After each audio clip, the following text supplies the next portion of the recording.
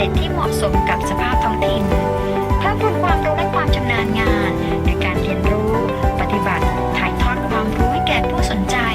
ทั้งในโรงเรียนเครือข่ายยุวเกษตรกรและ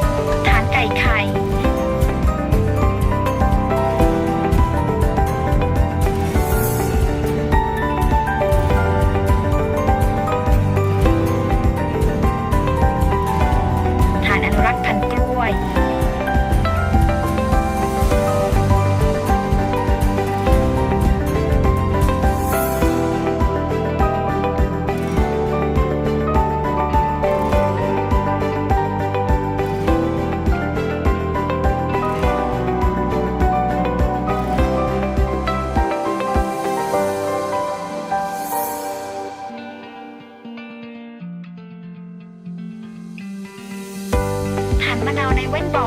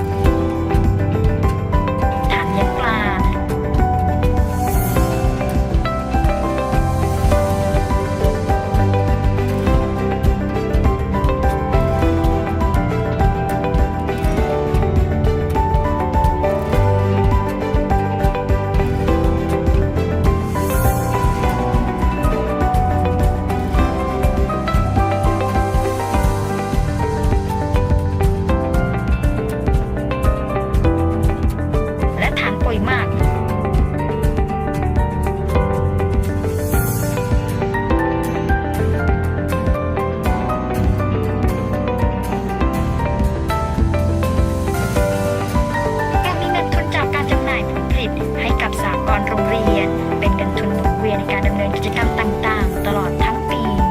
เห็นว่าเกษตรกรโรงเรียนบ้านช่องแมวเพิ่มมูลค่าของผลผลิตทางการเกษตรที่นอกเหนือจากการขายให้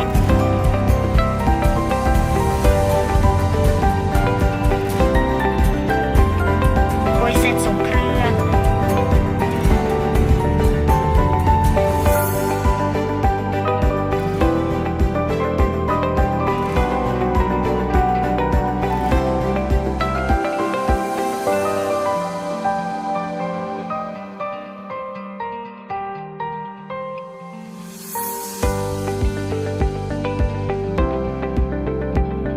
ปลาส้มสมุนไพร